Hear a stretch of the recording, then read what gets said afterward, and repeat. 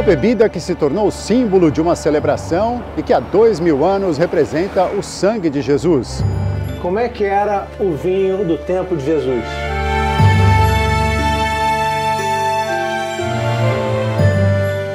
Certamente um vinho natural, sem artifícios, um vinho que era uva fermentada, com muita energia. As histórias de como o vinho era produzido na Terra Santa nos tempos de Jesus.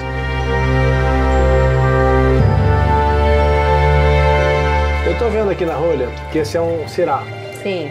Isso quer dizer que ele é de uma região da Síria chamada Syrah, certo? Certo. Então, provavelmente, é uma das uvas que existiam em Jerusalém naquela época. As mudanças de perspectiva depois de uma experiência de quase morte. Eu achei que ia morrer, então eu tive exatamente a sensação que em 3 minutos ou 5 eu não estaria mais nesse plano aqui. Só que eu estava naquela coisa maternal de eu parir 2 crianças. E você vai deixar eles porque você vai morrer. Não posso deixá-los, não é o momento. Hoje, no Expedições ao Sagrado.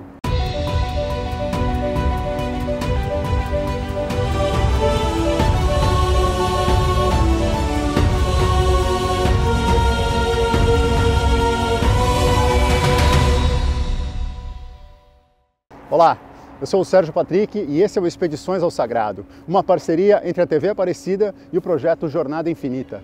Todas as semanas a gente viaja com reportagens especiais pelos lugares sagrados mais incríveis do planeta. E a gente conhece junto as histórias que fazem desses locais tão especiais. Semana passada a gente foi para a Casa de Jesus, em Cafarnaum, às margens do Mar da Galileia.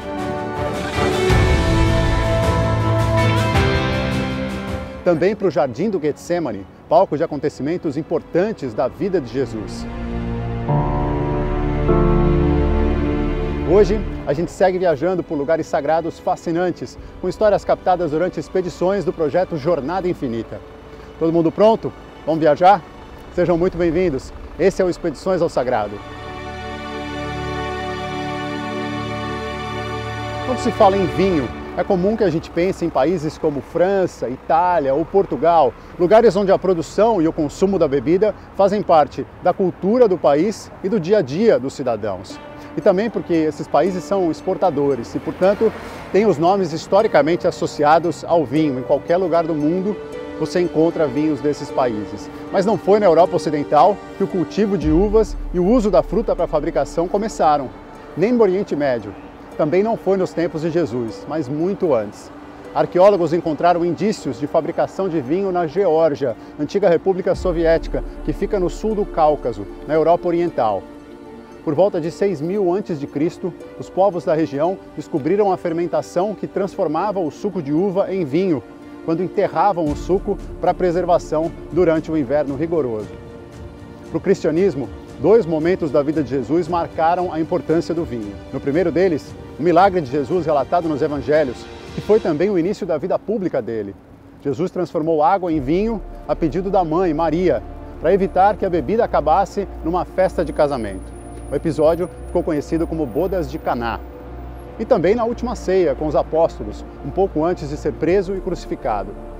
Jesus usou o vinho para simbolizar o próprio sangue, criar um ritual que marcaria a nova aliança com Deus. Um ritual que segue sendo repetido com vinho até hoje. Mas que vinho era esse que se tomava nos tempos de Jesus? A gente vai agora para a França conhecer mais sobre essa história com o Rodrigo Alvarez. Como é que era o vinho do tempo de Jesus?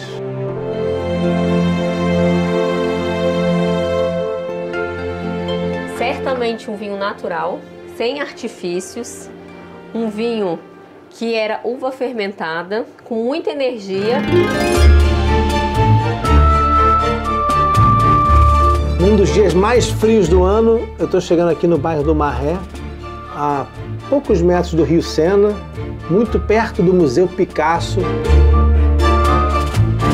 Eu estou vindo aqui na Divinô, que é a cave da Marina Gilberti, uma brasileira, que é a única brasileira que tem um reconhecimento do governo da França como sommelier, é uma mestre cavista. E o que me trouxe aqui é porque a Marina, ela é muito religiosa e entende tudo de vinho. E ela vai me contar o que eu mais queria saber. Como eram os vinhos no tempo de Jesus? Prazer te rever. Prazer, bem-vindo. Vamos falar de vinho, de Jesus. Eu nunca imaginei que eu viesse a Paris para uma brasileira me ensinar sobre vinho aqui em Paris, mas não é qualquer brasileira. A Marina é sommelier, reconhecida pelo governo da França, a única mulher brasileira reconhecida aqui. Eu fui a primeira a ter um brevet professionnel de sommelier, a primeira brasileira com esse título, e também tenho um Master Food and Wine Piemonte, mestre cavista, e atualmente estou presidente do Sindicato dos Cavistas. O que é um mestre cavista? O que significa? A gente tem mais de 6 mil lojas de vinho, como essa aqui, 6 mil cavistas na França. E um mestre cavista, ele tem que ser indicado por seus pares, por 3 pares, para o presidente, e passar por uma sabatina de perguntas e ter acima de 70% da média. E então eu fui indicada, sabatinada e fui eleita. Isso significa que você conhece mais os vinhos que... A gente tem uma legitimidade grande para aconselhar vinhos. Estou curioso que você me falou que tem um vinho que é feito à moda antiga. Exatamente. A gente tem alguns vinhos, um processo natural, que são feitos como a gente imaginaria aqueles vinhos lá da boda de Canaã, de séculos atrás, os primeiros vinhos que são contados centenas de vezes na Bíblia. É isso que eu vou tentar fazer você degustar aqui. E aqui você tem vinho do mundo inteiro? A gente tem vinho do mundo inteiro, mais de 1000 referências, com foco na França, mas passeando pela Itália, toda a Europa, Croácia, Alemanha, Grécia, alguns países, né, lontanos como Israel. Lontano revela o seu italiano. Ah, é verdade. Eu estou começando agora a percorrer o mundo, procurando histórias relacionadas ao sagrado, que são principalmente as relações do ser humano com Deus. E por uma razão que tem várias explicações diferentes, mas essa história muitas vezes esteve conectada ao vinho. Sim. Especialmente no cristianismo, também no judaísmo. Então eu queria entender de você, é a principal razão para eu ter vindo aqui hoje, como foi que o vinho foi se transformando na história e a importância que ele foi tendo ao longo da história dentro das religiões, especialmente no cristianismo. E você me disse, antes da gente se encontrar por telefone, você me falou que tem uma história relacionando o vinho francês, o melhor vinho francês, está ligado também à religião de alguma forma. Eu queria entender o que é isso. Muito. Bom, são assuntos infinitos, mas a gente vai resumir aqui. Aliás, a nossa jornada é infinita. Então, vamos lá. O vinho é um aprendizado diário e sem fim. Quanto mais você estudar, quanto mais você aprender, mais você vai se tornar humilde diante dele, exatamente por perceber que você ainda sabe muito pouco e que uma vida não é suficiente para aprender tudo. Nem para beber tudo que eu queria. Não vai dar. Como não vai dar para ler os livros, não vai dar para fazer tudo. Mas você escolhe.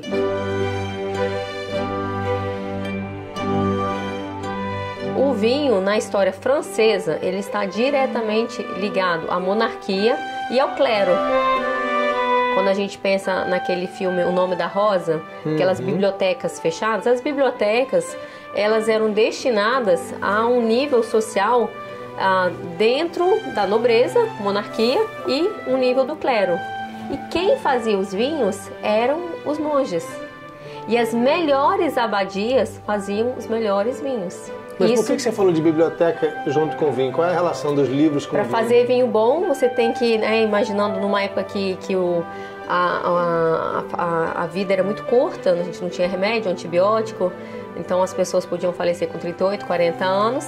Então, nesse tempo, você precisava ler, escrever, ter um registro para passar para a próxima geração. Aquilo que foi provado, testado e funcionou, precisa estar registrado para a próxima geração de monges. Então, naquelas bibliotecas, por exemplo, como aquela do filme Nome da Rosa, tinha lá manuais sobre como fazer bom vinho. De enologia, isso. E esses manuais a gente acha, inclusive eu já tive acesso a alguns deles que foram reproduzidos, que estão na Borgonha e em outras regiões da França. E se a gente fizesse hoje um vinho seguindo esse manual da Idade Média, por exemplo? Se a gente copiar esse manual, vai dar certo e a gente vai ter acesso a um vinho rústico, sem produto químico adicionado, porque a gente não tinha todas as substâncias químicas que hoje existem em função, né, para ser utilizado na enologia. Então, assim, o vinho tem mais de 70 produtos que podem ser adicionados, o vinho industrial, convencional, mas é um vinho fabricado, é um vinho muito maquiado. Eu não curto muito, mas é a realidade do mercado. E aí... O que você curte? Eu curto vinho natural, por exemplo. Vinho natural bem feito. O vinho natural, ele vai ter uva fermentada. Então, a uva é uma fruta colhida no momento certo. Isso também é muito importante, qual o momento dessa colheita, com a uva madura. Para colher uva madura, corre esse risco, porque se chover no verão a uva apodrece, você perde o trabalho de 1 ano. E depois ela vai passar pelo processo de enologia. Então, ela vai ter que ser feita numa metodologia de acordo com a região onde ele está. E essa uva vai fermentar como o processo do pão. O pão e o vinho estão muito ligados. Porque isso é o vinho como deveria ser feito? Todo o vinho ele é feito assim. Até ali, todos os vinhos são feitos assim. A uva fermenta, então é um processo onde a frutose, que é o açúcar natural da uva, vai ser transformado em álcool, em glicerol. Então esse daí a gente chama de FA, facinho FA, fermentação alcoólica. Glicerol transformado, frutose transformada em glicerol. Açúcar em álcool, vinho.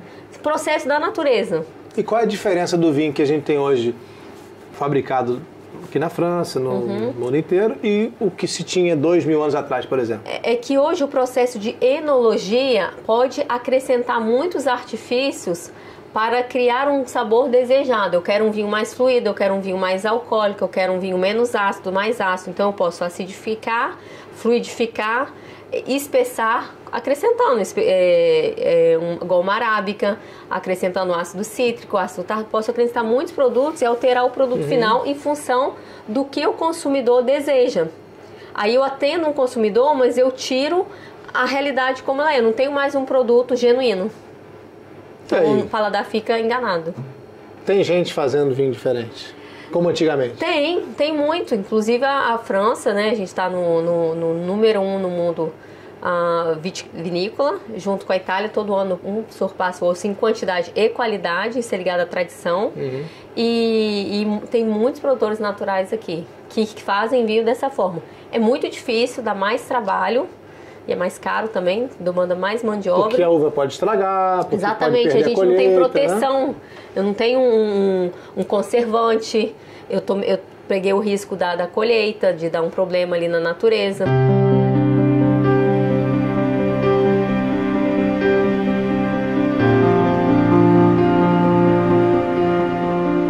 Os padres que você falou lá atrás, que faziam, né, que estavam associados à monarquia francesa, eles tinham algum método para não perder? Era químico de alguma maneira ou era totalmente natural? Não, eles já tinham no caderno alguns métodos, mas assim, não é o que é hoje. Eles tinham os métodos de observação da natureza. Isso é Idade Média, a gente está falando. Idade Média. Ou seja, uns 700 anos atrás, 800, 1000 anos atrás. Já tem registros, né, em Israel de vinhos há 1000 anos atrás. Que tem explicação de como fazer. Tem explicação quando você vai nos museus. Eu estava no Museu do Vaticano semana passada e eu tirei as fotos de ânforas, de jarras, de pedaços de jarras que tinha um vinho ali dentro. Então vamos fazer o seguinte, vamos primeiro voltar no tempo? Vamos. Como é que era o vinho do tempo de Jesus?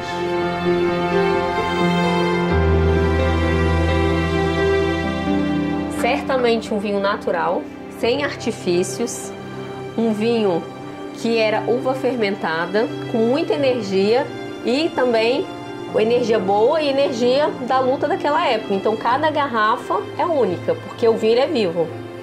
Então você quer dizer que se era um tempo violento, o vinho tinha essa energia ele violenta? vai te deixar agitado. Se estava num momento calmo, numa colheita calma, que quem vinificou está muito bem, o vinho vai te trazer essa sensação também. E isso acontece hoje. Mas eu queria entender o seguinte, como era em termos agora de sabor? Como é que era o vinho do tempo de Jesus em termos de sabor? Então vamos provar esse vinho aqui. Esse aqui, eu posso dizer que eu estou provando um vinho do tempo de Jesus? Esse é um vinho feito em terracota, sem artifício. Ele é feito na França, no Rhône, no sul. A Marina é muito chique. Terracota é barro, é argila. Exatamente. Então o vinho de Caná era parecido com esse? Se fosse branco, é parecido com esse. Então a gente tem que provar um tinto, porque eu acho que o de lá era tinto. Vamos provar os dois.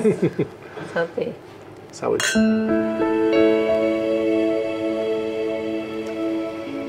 Se você observar, a gente começa uma degustação no visual. Então ele não tem filtração, ele é turvo. Então o vinho natural sempre vai ser turvo, tinto e branco. Depois, segundo elemento, eu vou ver se o nariz corresponde a um aroma que vai me parecer um aroma natural, um aroma sem artifício.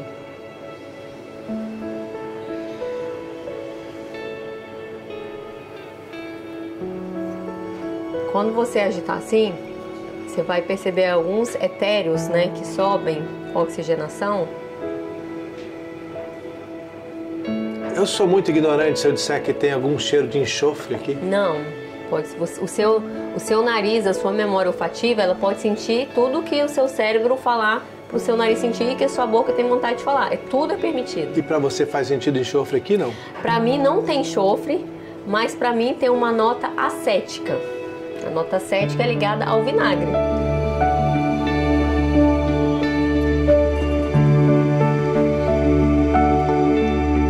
Eu tô achando sensacional, sensacional. E não é porque é do tempo de Jesus, não é por isso, é porque é muito bom mesmo. A gente estava falando de energia, né? Esse vinho realmente ele tem também um método, além dele ser natural, ele é feito em cosmocultura. E por isso que eu fiz questão de escolher essa vinícola. São poucas vinícolas feitas em cosmocultura. O Felipe é um inovador apaixonado pelo que ele faz, o produtor. Ele chegou a abrir uma escola de cosmocultura. O que é a cosmocultura? Cosmocultura é trabalhar as suas plantas, as suas videiras, de acordo com o cosmos. É meio gnóstico isso, né? Aquela seita cristã que pensava em diversas dimensões no cosmos. Dormi lá na casa dos pais dele. E ele colocou pedras, né, para a energia da pedra, dos 5 elementos, colocou pedras muito grandes no meio das videiras e tem borrificadores de homeopatia no meio das vinhas trabalhando nisso. Nós estamos num outro nível, numa outra dimensão. Sim. E aí eu perguntei para eles, o pai dele estava lá nessa época, eu falei pro pai dele por que ele fez isso. Então ele falou assim, olha, eu não gosto muito de televisão, na minha época não tinha internet, então eu tinha que inventar alguma coisa para fazer um vinho melhor. Então eu fui atrás de outras ciências para fazer esse vinho melhor. Então ele me contou isso, o pai dele. Maravilhoso. É muito interessante pensar em quantos elementos influenciam a qualidade da uva e, por consequência, a produção do vinho. E também em quantos séculos de desenvolvimento e de conhecimento estão envolvidos no que parece ser uma simples bebida. Na Bíblia, há várias menções ao vinho, como em Salmos, num trecho que fala sobre o mundo como criação de Deus. Ele rega os montes desde as suas câmaras, e a terra farta-se do fruto das suas obras. Faz crescer a erva para o gado e a verdura para o serviço do homem, para fazer sair da terra o pão e o vinho, que alegra o coração do homem, e o azeite que faz reluzir o seu rosto, e o pão que fortalece o coração do homem. Já em Provérbios, a menção ao vinho faz referência aos efeitos que a bebida pode ter. O homem que anda desviado do caminho do entendimento, na congregação dos mortos repousará. O que ama os prazeres padecerá necessidade. O que ama o vinho e o azeite nunca enriquecerá. Daqui a pouco a gente vai voltar para a capital francesa para ver a segunda parte desse especial sobre o vinho nos tempos de Jesus. Até já! Se você quiser conhecer meu curso Jesus, a Luz da História, é só você entrar no rodrigoalvarez.site. No ano de 1309, a sede da Igreja Católica foi transferida para a cidade de Avignon, na França. A mudança foi feita pelo Papa Clemente V e provocada pelo clima de instabilidade em Roma e também pela insistência do rei francês Felipe IV. Por 68 anos, Avignon foi a sede da Igreja Católica, onde 7 papas seguidos lideraram seus fiéis. Quando João XXII assumiu o papado, em 1316, ele escolheu uma região próxima de Avignon para a produção dos vinhos que tomaria, hoje conhecida como Châteauneuf-du-Pape, ou o Castelo Novo do Papa, que fica a apenas 20 quilômetros ao norte de onde moravam os papas. A produção de uvas era tradicional nessa região desde os tempos dos primeiros assentamentos gregos. Até hoje, essa pequena região é responsável pela produção de alguns dos vinhos mais apreciados da França, carregando com a bebida toda a história das décadas de papado na região. Châteauneuf-du-Pape foi também a primeira região a desenvolver a apelação de origem controlada, conhecida pela sigla AOC, que estabelece regras no processo de produção para que o nome possa ser usado na comercialização. Então a gente vai voltar agora para a capital francesa para ver a segunda parte desse especial incrível sobre o vinho nos tempos de Jesus. O normal é degustar o vinho fazendo degustação analítica, que a gente chama de DA, que é o comum. Mas existem degustações muito mais profundas que isso. Então a gente tem a DI, que é degustação intuitiva, e nessa degustação intuitiva a gente prova com a taça negra, a taça preta e com os olhos fechados, e aí a emoção ela fica muito mais palpável. O vinho pode ser insuportável para algumas pessoas com os olhos fechados, ou pode ser maravilhoso.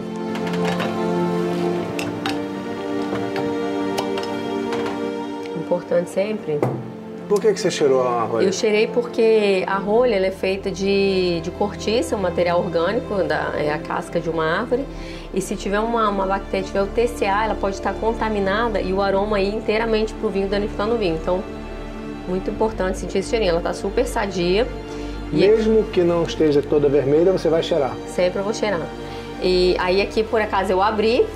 E aí tem algumas coisas, né? Aqui eu tenho um nome, que é uma das marcas de mais garantia que eu vou ter, então eu já olhei essa marca, esse label, da rolha. já sei assim, não, probabilidade 0,01%. As rolhas são de Portugal? Portugal, Espanha, Sardenha. Isso aqui também é uma coisa bem bacana de se analisar.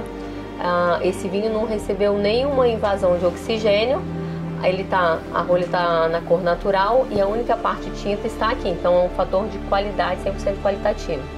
Quando essa parte do vinho tinto ela vaza um pouco para cá, eu posso ter a entrada de oxigênio na garrafa alterando o vinho negativamente. Eu aprendi a chamar isso de bouchonnet. Bouchonnet. Bouchonnet. Bouchonnet. Bouchonnet. Que quando o vinho vai subindo, aí estragou. Quando ele está estragado, o vinho está bouchonnet. E você pode devolver a garrafa. Sem ficar com vergonha de devolver. Devolve mesmo. Você devolve, assim, muito gentilmente e explicando com técnica por que você está devolvendo. Porque você não pode falar, não gostei do vinho, entendeu? Eu tô vendo aqui na rolha que esse é um Syrah. Sim. Isso quer dizer que ele é de uma região da Síria chamada Syrah, certo? Certo. Então, provavelmente, é uma das uvas que existiam em Jerusalém naquela época. Eu escolhi essa uva por esse fator, porque muita gente fala que a uva Syrah ela é originária da Austrália ou do Rhône Norte, mas não. A Syrah é uma uva originária da Síria, de toda essa região aí da Terra Santa. Ela vem de lá. Provavelmente uma das uvas mais antigas que se tem registro. O cheiro não é bom. Não gostou? O cheiro, em princípio, não. É um vinho natural também. Então é normal que na abertura... Posso te falar o cheiro? Assim, pode. Sendo bem ignorante de novo? Tem cheiro de plástico. Com cheiro de feira. Cheiro de feira. Não é bom. Eu pensei que você ia falar cheiro de estábulo. Eu ia falar musk. Musk? Mas já tô gostando. O cheiro ruim do começo não tem mais. Assim, não tá no gosto. O vinho natural, ele precisa de ser adaptado, ele precisa de aeração, de taças maiores. Então é muito... Essa aqui é uma taça básica que parece tem uma... que tem, não é gás, mas parece que tem uma coisinha vibrante, viva. A gente tá falando de fermentação alcoólica, então para eu não colocar sulfito ele é o conservante que não vai deixar o vinho estragar. Mas posso falar uma coisa? Até hoje, todo vinho biológico eu também achei ruim. Esse não, esse é maravilhoso. Não existe vinho biológico ruim, não existe vinho convencional ruim, existe a garrafa escolhida errada. Tá. Mas é difícil. Existe um momento errado também, não tem? Existe a pessoa errada. Tá num dia ruim, você vai tomar um vinho bom, você nem entendeu que ele era bom. Você tá com o seu astral ruim, existe assim, você tá com uma pessoa bacana, o vinho fica mais bacana. Obrigado. Ah, você não tava dizendo pra mim não, né? Não, tá escrito aí.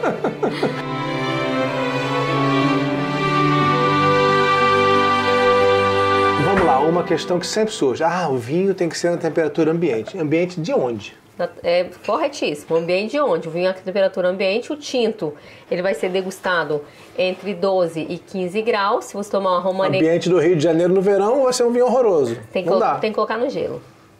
Tá, então não é ambiente. E na França também, no verão, vinho tinto você coloca no gelo também. Só que você vigia, né? Você pede esse... Como a gente tem uma mão de obra escassa, o mais correto e fácil é você entender um pouco, aprender um pouco e controlar o seu baldinho. Tá na temperatura boa, tira o vinho dali pra ele... Não é pra gelar, porque vinho gelado todo parece igual, né? O vinho gelado parece igual, tem vezes que é necessário. Um vinho ruim ou um vinho muito simples, você gela ele, você esconde o sabor. A dica aí, ó, a dica da Marina. Gente, tá com vinho ruim em casa, tem gente convidada, deixa no congelador, gelado. Tira igual cerveja, na última hora que ninguém percebe. Rodrigo, na França a gente fala cacher la misère. Ah, esconda a miséria. Exatamente. É o termo francês que a gente usa. Gela o vinho por cacher la misère. Que temperatura tá esse aqui? Esse aqui ele tá em 14. É, perfeito. Tá ótimo. O branco tem que ser mais frio. Mais frio. Então Quanto? O branco a gente pode falar de 9 graus. E se for um vinho mais importante, até 11, 12. Se for um vinho mais simples, 8. E se for champanhe, menos.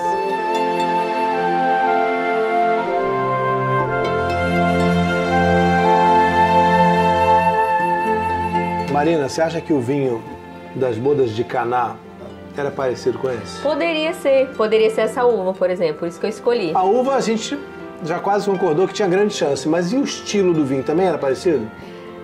Era. Mais aguado? A gente não ia ter... Aqui eu peguei um produto, um Syrah natural, feito por um jovem produtor, que tem muita paixão pelo que ele faz, numa quantidade mínima. Então eu tô aqui provando um vinho que foi feito em uma barrica apenas, 274 garrafas. Não acredito. Tá então, aqui, esse é muito caro. Ele não é muito caro, é a gente que tem uma seleção muito importante. Foi feito pelo Júnior, olha lá, JR. E é mesmo, é Jeremy. Jeremy? Quanto custa essa garrafa? É 30 e poucos. Poxa, mas ele fez só 270. É, mas ele tem uma outra que custa 500. Opa, ele é esperto.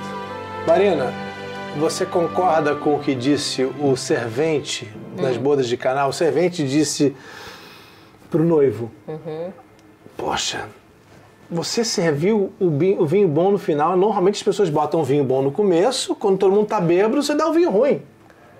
Esse é o melhor método? Como foi um milagre aí, eu vou concordar, mas hoje em dia a sommelierie francesa, ela diz isso, o vinho tem que ser crescente. Ah, é o contrário? É o contrário. Mas então a pessoa já comeu, já tá cansado, aí que é bom? Mas aí você tem licença, pode fazer o que você quiser. Então, por exemplo, eu, Marina, falando com você, eu falo assim, aproveite a limpeza do seu paladar para pegar o melhor logo. Que você não sabe no final. Eu concordo. E grandes chefes franceses, não todos, muito poucos, você pega o amuse-bouche, às vezes ele coloca uma trufa, um homard. Amuse-bouche é o quê? Amuse-bouche é o diverte-boca, que é na gastronomia francesa, as grandes mesas, os chefes 3 estrelas, estrelados, você chega e antes da entrada do prato chegar, ele te traz uma coisinha para divertir o paladar. Também conhecido como entretenimento bucal. É isso? É. E aí, nesse momento, chefes 3 estrelas costumam investir num produto muito nobre, num caviar, numa lagosta, mas chefes, às vezes, muito bons, colocam um pedacinho de pão com alguma coisa que eu acho errado, eu falo, poxa, você acabou de sentar, sua expectativa tá alta, então vamos aproveitar esse paladar limpo para aproveitar, porque na hora da sobremesa você tá cansado, você já tá satisfeito. Então, assim, a regra do servente se viu melhor no final, ela é a regra francesa de sommelierie, mas eu gosto do que ele falou, assim, começa bem... Não, na verdade, ele falou o contrário, ele falou que todo mundo serve o melhor primeiro e quando estão bêbados, dá o vinho ruim. Ah, tá. Que ele estava elogiando o noivo que naquele casamento o melhor vinho tinha aparecido no final. A regra é ir crescente, ou seja, começa bom, muito bom e excelente no fim. Essa é a regra da sommelierie. Eu não concordo. Então você concorda com o servente da época de Jesus, que tem que ser o melhor primeiro? Eu concordo que sim, porque as regras elas são feitas para você concordar ou não, né? Se pode ser uma regra, eu quero fazer ou não. Porque seu paladar estando limpo, e eu falo que a fome e a sede são os melhores, é o melhor tempero que pode existir. Então, assim, às vezes pode estar com a melhor comida do mundo, você está sem fome, não adianta. Você pode ser o melhor vinho do mundo, você está com ressaca, também não vai adiantar. Então, fome e sede é o melhor tempero. Então, no início é muito importante. E também outra regra, que é nunca dê pérola aos porcos. O que quer dizer isso no nosso caso aqui? Vinho bom para quem aprecia. Então você não vai abrir uma garrafa excepcional para um bebedor de cerveja ou para alguém que está começando. Ele também tem que preparar o paladar dele para aquele vinho especial. Só para explicar aqui, né? Por que no Milagre de Caná, por que o vinho bom no final, né, é tão simbólico? Porque é entendido pelo cristianismo todo, né, desde muitos anos atrás, como Jesus sendo o vinho bom. Né? A boa notícia que Jesus traz, né, a boa nova que Jesus traz é o vinho bom. E aí, por isso esse milagre é tão simbólico. Por isso que ele é tão lembrado, né, porque fala-se de um mundo antes e depois de Jesus. O vinho ruim e depois o vinho bom. Né? A transformação da água em vinho. Aquilo que não tinha gosto de nada em algo maravilhoso. E o vinho tem muitos outros aspectos envolvidos, que assim, a videira, ela representa a reprodução do ser humano, a vida eterna. Então ela tem um genoma, ela é um vegetal, mas ela tem um genoma muito parecido com o ser humano. E quando a gente vai olhar toda essa parte aí da história, você vai ser oferta para você o quê? Um vinho ou um vinagre? Entendeu? Então quem merece um vinho, quem merece um vinagre? Né? Eu mereço mais um pouquinho desse. Merece.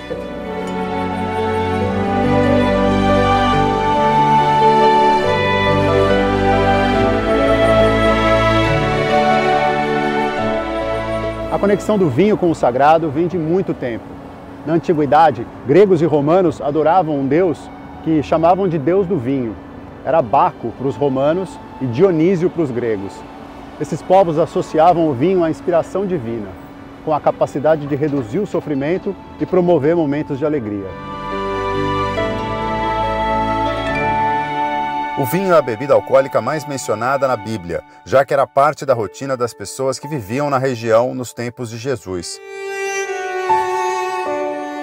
Já no Antigo Testamento, há menções à bebida, que simbolizava a vitalidade e era consumida em refeições compartilhadas e celebrações.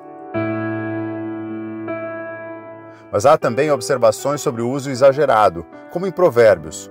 O vinho é escarnecedor, a bebida forte alvoroçadora, e todo aquele que neles errar nunca será sábio. Também em Provérbios, o que ama os prazeres padecerá necessidade, o que ama o vinho e o azeite nunca enriquecerá. No livro do Gênesis, o vinho está presente num trecho que fala da saída de Noé da arca depois do dilúvio. E começou Noé a ser lavrador da terra, e plantou uma vinha, e bebeu do vinho e embebedou-se. Em instantes a gente vai de novo para Paris, para ver a última parte do especial de hoje sobre o vinho nos tempos de Jesus.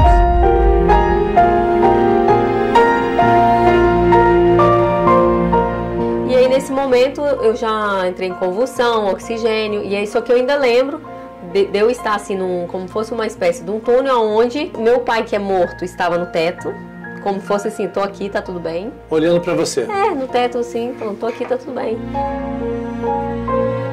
Expedições ao Sagrado, volta já. Papo de domingo, sempre às 3 da tarde, para falar sempre de um tema incrível sobre religião aqui no YouTube do Jornada. A relação do vinho com a religião vai além do uso da bebida em rituais como a Eucaristia, por exemplo. Na Idade Média, o cultivo de uvas e a produção de vinho ficaram fortemente associados com ordens religiosas na Europa Central e Ocidental. Os beneditinos se destacaram pela forma como colocavam as vinícolas próximas às abadias e aos mosteiros. E com isso, eles foram fundamentais para a produção de vinho em países como França, Itália e Alemanha durante todo o período medieval. E também numa época em que houve queda significativa na produção, os beneditinos ajudaram que essa tradição do vinho fosse mantida nas regiões, com influência direta em como o vinho passou a ser produzido. Agora a gente volta a Paris, na França, com o Rodrigo Alvarez, para a última parte do especial sobre o vinho nos tempos de Jesus. Quando eu cheguei aqui, eu contei para as pessoas do seu lado religioso. Você é uma pessoa muito religiosa, certo? Sim, eu já tive em coma no parto, 10 anos atrás. Então eu passei do outro lado e voltei. Ah, como foi? Foi tranquilo, mas eu realmente vi uma luz, vi Jesus, vi meu pai que é morto no teto, foi aqui em Paris que meus filhos nasceram. Tive gêmeos de parto natural, com uma síndrome HELP. Peraí, diminui o ritmo um pouquinho, porque a história é muito interessante, eu queria entender melhor. Você estava aqui em Paris, você estava dando à luz. Dando à luz numa maternidade no Gêmeos, centro... 2 meninos, 2 meninas? Casal. No centro de Paris. Gêmeos bivitelinos. Isso, 2 placentas. E aí, o que aconteceu que de repente você falou que encontrou com Jesus? Eu tive um parto complicado, demorado, um parto de fórceps, que eu perdi sangue, e quando o segundo bebê nasceu, na hora que o segundo bebê nasceu, ele foi para a parte de pediatria e a mãe de gêmeos não pode segurar o bebê no parto natural, porque é complicado. Quando vieram trazer os bebês para eu segurar, eu não tinha força. Eu tenho um vídeo que mostra que eu não tenho força nenhuma. E aí eu pedi para tirarem o meu filho de mim. Falei, não posso, tira daqui, senão vai cair. Você achou que ia morrer? Eu achei que ia morrer. Então eu tive exatamente a sensação que em 3 minutos ou 5 eu não estaria mais nesse plano aqui. O que você pensou? Eu pensei numa sensação de fraqueza enorme, que eu estava assim, uma vela apagando. Eu falei, eu tô apagando. Fiquei tipo, que eu tô arrancando minhas forças. Você teve a sensação de que a sua alma estava saindo do corpo? Nesse momento ainda não. Nesse momento ainda eu não tive. Eu estava percebendo que eu ia entrar nesse processo e eu avisei a enfermeira. Eu falei, eu tô passando muito mal, chame o médico de volta. Aí ela falou, é normal, você ganhou gêmeos, perdeu sangue, você é pequena. Aí eu falei, não, eu vou morrer em alguns minutos. E aí foi essa coragem, essa frase que me salvou. Por quê? Porque aí ela chamou a equipe do parto 10 pessoas novamente para a sala, em questões de minutos. Todo mundo ela entrou. Levou a sério, então? Ela levou a sério. Eu falei, eu vou morrer. E aí eles começaram a... Perceberam que a síndrome que eu estava passando, uma síndrome de falência múltipla de óculos, bem séria mesmo.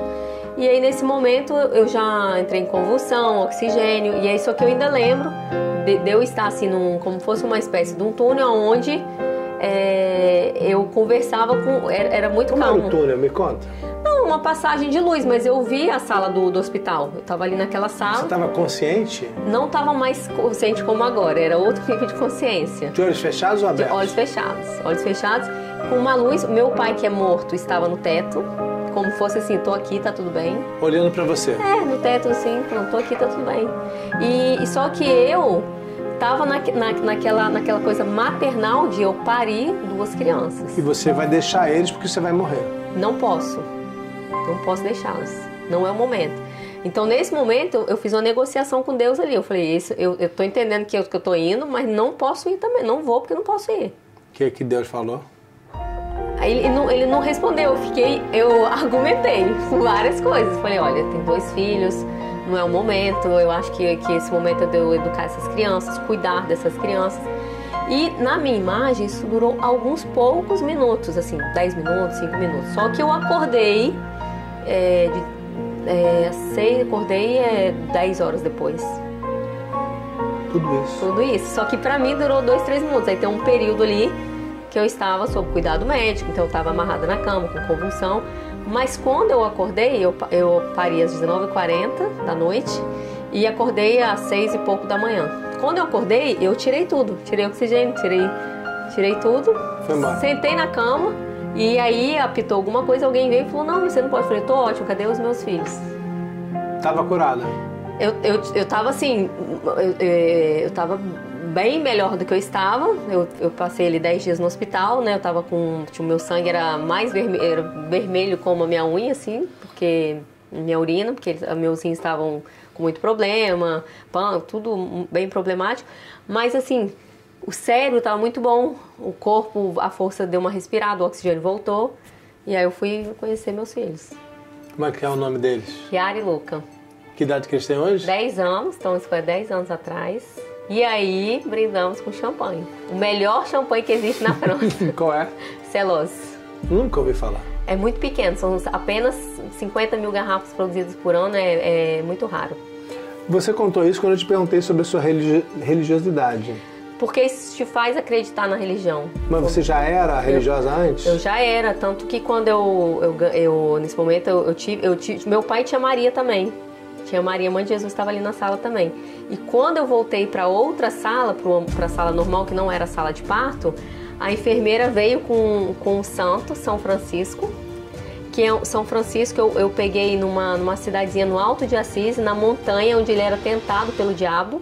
Pegou como assim? Eu fui na capela. Você foi lá? Fui com meu pai, quando ele estava doente. Antes. Meu pai faleceu, a gente tentou algumas peregrinações com religiosidade. Eu peguei esse papel num lugar que chama Boca do Diabo, onde o diabo tentava São Francisco. Peguei lá na capelinha e levei para o parto esse papel comigo. E aí ele ficou na minha cama de parto e a enfermeira trouxe. Ele falou, olha, esse papel tá na nossa cama de parto. No dia seguinte, aí eu falei, nossa, obrigada. O que você acha que aconteceu? Eu acho que tem a fé, ela me salvou. E a fé é uma vontade, né? Uma vontade e uma crença. Você crê que você tem que viver. Então eu acho que essa oportunidade de continuar me foi dada nesse momento. E quando a gente fala de vinho, o vinho também ele é uma oportunidade de você ser feliz em muitos momentos, porque a vida ela não é fácil. Quando a gente olha a religiosidade, você vê a igreja geral, tá? Que seja o judaísmo, cristianismo, budismo, mostrando, né, o Calvário de Jesus. E mostra exatamente, não tem facilidade. Foi assim. Então a gente vai se espelhar no dia a dia. Onde que a gente pode procurar um escape saudável? No vinho.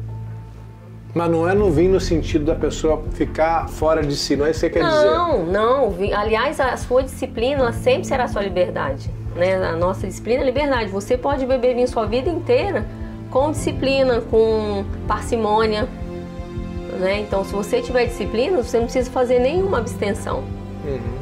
Entendeu? Mas o vinho ele vem para aquele final do dia com a sua família, tomar uma taça para brindar o dia que deu certo ou o dia que foi difícil. Você precisa de uma alegria que vai vindo da vinho, que é videira, que é uva fermentada, um produto da natureza. Marina, para a gente terminar, eu queria te perguntar qual é o vinho que você mais gosta? Escolhe um, eu sei que é difícil, mas escolhe um. Ou pelo menos um tipo. O meu preferido hoje, porque a gente tem fases, meu preferido hoje eu acho que é o Pinot Noir na Borgonha, que a gente chama de, e por coincidência, os amantes do vinho chamam de Terra Santa. A Borgonha? A Borgonha, Terra Santa. Porque ela é uma terra de mistérios, o produto que sai dali é tão excepcional, é tão incrível quando você prova, que você pergunta pro produtor qual o segredo, ele fala, são mistérios. Então, os sommeliers, jornalistas, a gente fala, a Terra Santa é a minha preferida, é a Borgonha. Agora, teve muito vinho produzido por padre aqui na França. Você me contou, por exemplo, eu não sei se você falou de Gevrey Chambertin, não? Gevrey Chambertin, Romanée Conti, Bonne Romanée. Criados pelos monges, pelos padres? Toda essa região aí da Borgonha, ela foi... a nomenclatura foi dada pela monarquia e pelo clero. Foi o clero que fizeram a nomenclatura de climat, a noção de climat, a noção a questão de origem controlada, essas coisas? Antes disso, a origem controlada a gente fala do século XX, mas séculos atrás, o climat, ele é o nome da terra que vai dar, assim... Não é o terroir, não?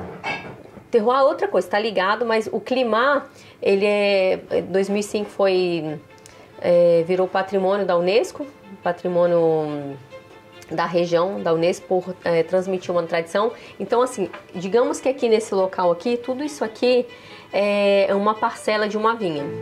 Só que aí eu vou chamar atrás do balcão, em cima do balcão, do lado do balcão. Só que naquela época, se a gente pega os nomes, tem assim, Derrière chez Eduard, atrás da casa do Eduardo, porque tinha um Eduardo. Tem outro que chama Belle Fille, gente, porque moravam 5 meninas bonitas naquela região.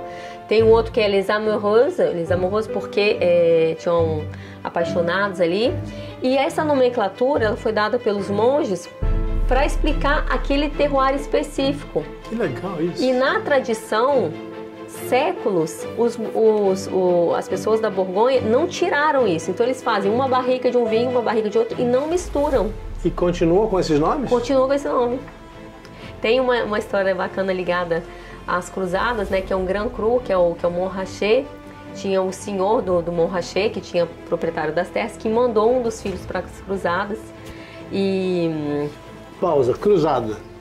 Para quem não souber, cruzada, bom, já ouviu todo mundo falar, mas as cruzadas foram expedições militares feitas pelos cristãos na Idade Média, sempre com o apoio de reis e do Papa, para reconquistar territórios que tinham sido tomados pelos muçulmanos lá na Terra Santa. Porque até o ano 680 mais ou menos, a Terra Santa era controlada pelos cristãos e os peregrinos tinham acesso fácil. Quando houve a conquista árabe, no final do século VII, aí a Terra Santa passou para as mãos dos árabes e os cristãos passaram a ter medo de ir para lá. E as cruzadas foram para retomar a Terra Santa. Foi uma violência horrível, tá? Não estou defendendo ninguém aqui, não. Dos dois lados parecia um bando de carniceiro, um horror. Ninguém quer saber disso. Mas, você ia dizendo, na cruzada... Durante o período das cruzadas, né, os nobres tinham que mandar os filhos, como hoje tem que ir para a guerra. Ele mandou um dos filhos dele e... Porque até reis iam para as cruzadas, isso é importante dizer. Todo mundo tinha que ir. E era em Montrachet, que é um Grand Cru, um vinho branco, o vinho branco mais importante do mundo, é da Borgonha, um Grand Cru. E aí... Montrachet? Esse é o mais importante do mundo? Branco. É o vinho branco mais importante. E o tinto, qual é o mais importante? É o Romanée Conti. Tá bem perto ali. Um tá na Côte de Nuits, outro tá na Côte de Beaune. Bom, é tudo Borgonha. Tudo Borgonha. A gente que acha que Bordeaux é o top é porque gosta de vinho bold, né? Volta mais robusto. A gente fala que tem mais corpo, mas... O chique mesmo é o delicadinho Pinot Noir. Mas ele é muito pequena a Borgonha, né? Então ela não tem, por isso também talvez seja até... Alguma pessoa fala só Bordeaux, a quantidade é menor, mas a Borgonha é uma coisa à parte.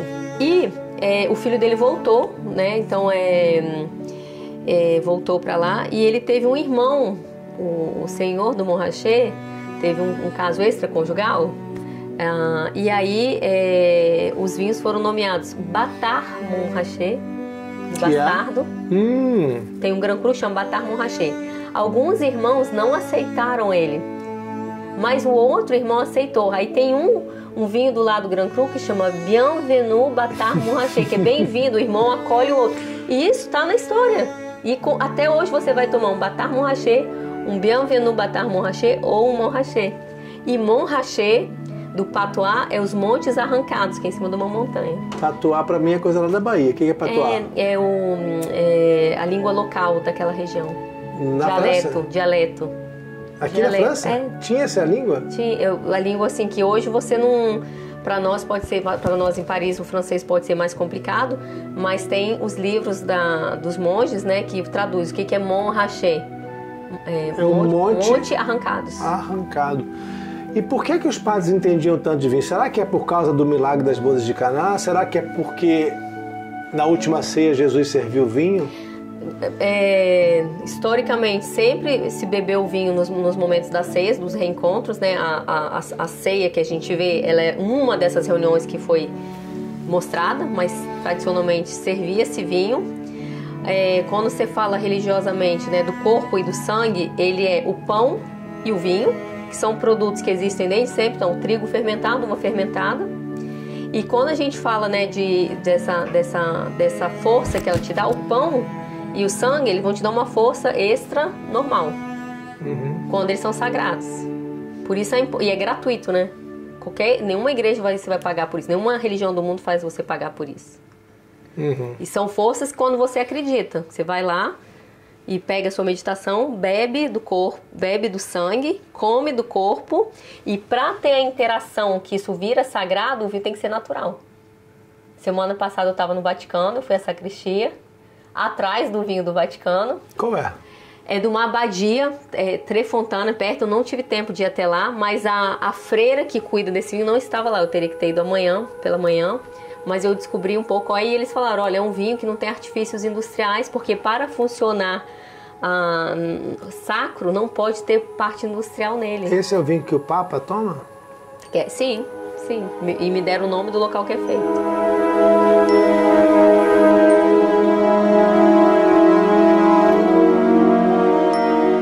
Você está dizendo o tempo todo para mim aqui que a qualidade do vinho depende de quem botou a mão nele, depende de amor. Amor e paixão, como tudo na vida.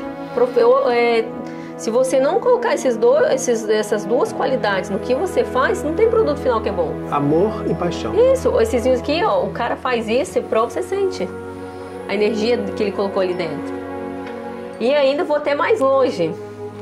O ano que alguma coisa de ruim acontece na vinícola, difícil o vinho estar excepcional, pode acontecer. A maior produtora de vinho da França, Madame Leroy, sócia da Romanée Conti, o ano que ela ficou viúva, o vinho é horrível. Ela desclassificou os vinhos dela.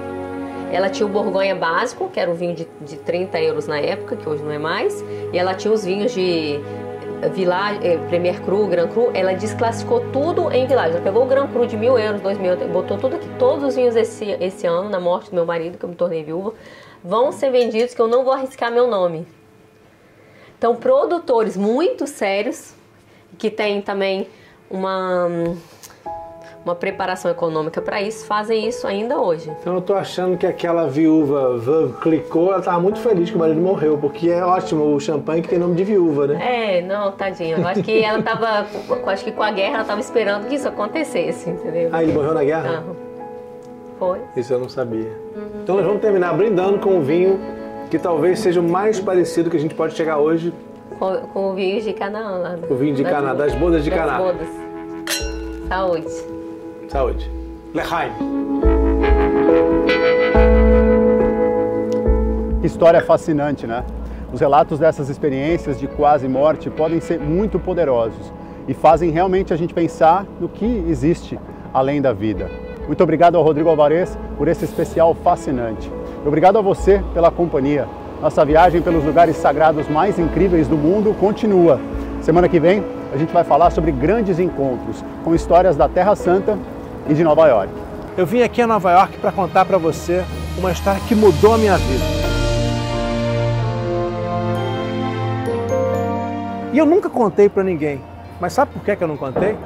Porque um pedido que foi feito aqui dentro, que mudou a minha vida, esse pedido não fui eu que fiz. Esse pedido, eu acho que ele veio junto com esse chamado para entrar dentro da igreja, sair da multidão, entrar e me escutar. Escutar o meu coração. Eu vou contar para vocês quem fez o pedido e por que ele foi tão importante para mim.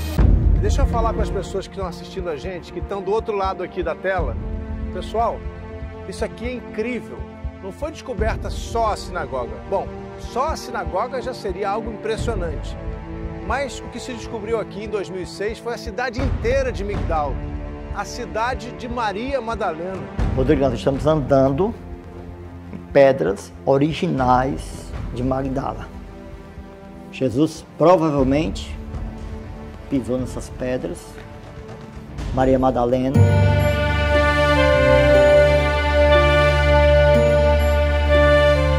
A gente se vê. Feliz Ano Novo para você e para sua família. Fique em paz.